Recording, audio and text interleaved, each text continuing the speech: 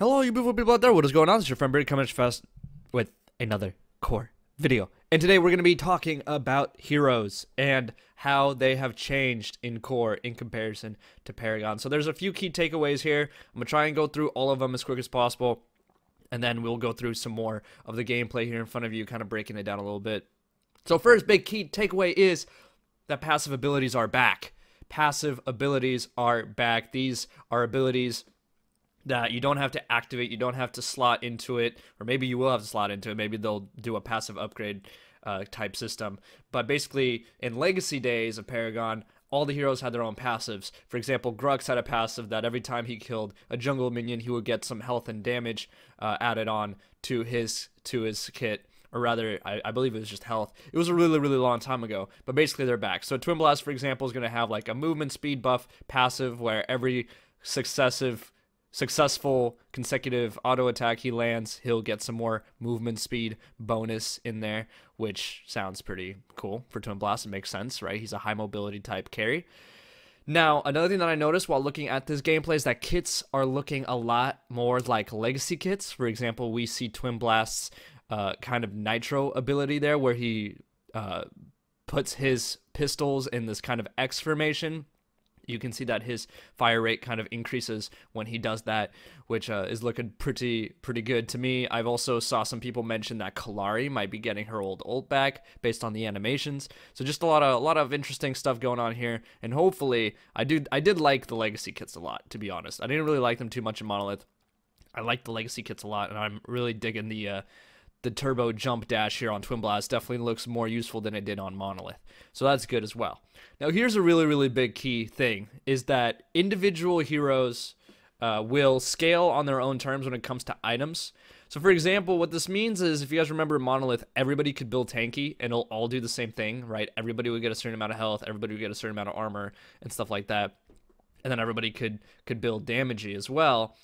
Now the heroes themselves, it won't just scale like all junglers had a 0.6 basic attack damage scale, or all carries had a 1.0 basic attack damage scale. It's going to be set to each hero individually. So Steel, for example, would be a better tank than, let's say, Grux, even though in the previous days of Monolith they were set in a similar category.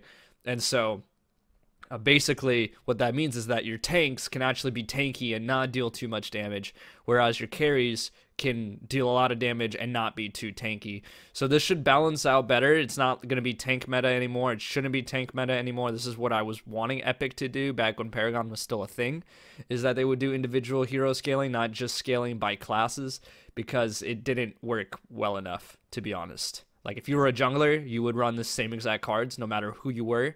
Whereas in this case, maybe Rampage will do more damage than, let's say, Richter, and so you might want to build some more damage cards into Rampage because it will scale better for his character. So that's basically the concept behind individual hero scaling. And two new things here that they kind of mentioned in the video.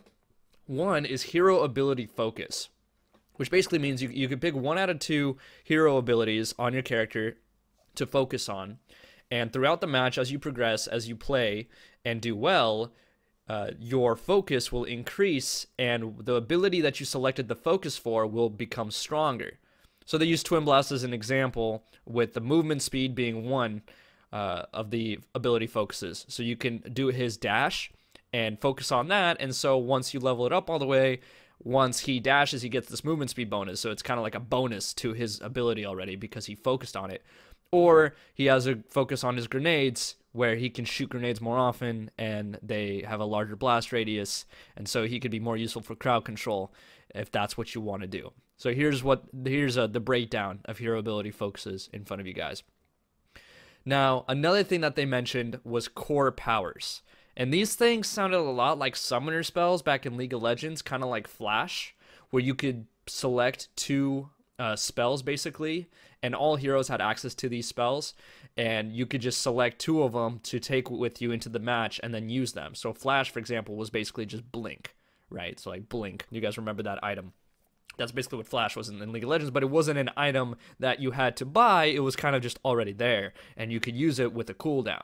That's what it really reminds me of, except core powers sound like they're going to be much stronger, and it sounds like you're not going to be able to use them as often, maybe once every 5 minutes or so. If I had to take a guess, it'd be, you know, pretty crazy stuff. Maybe once every 10, depending. And you can level these up as well. So the longer you play, the stronger they get, and all that good stuff. So that's basically the lowdown here. The big takeaways from this video here. I tried to make it a little bit shorter for you guys.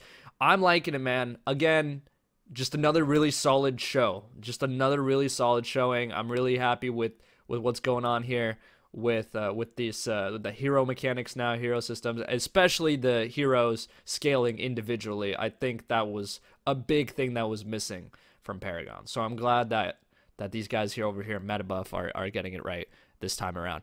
So thank you guys so much for watching. If you did, make sure you drop a like, comment, subscribe, hit the notification bell if you have not already. And as always, make sure I'll have a wonderful day. Peace.